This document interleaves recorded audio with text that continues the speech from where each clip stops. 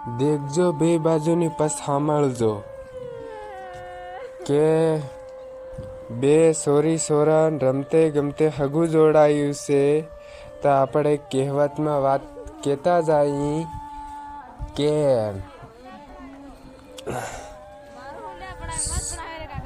Sorrow સે ગણાવાનો અને sorry સે ડામોરોની. તો અહીં રમતે ગમતે હગું જોડાયું છે.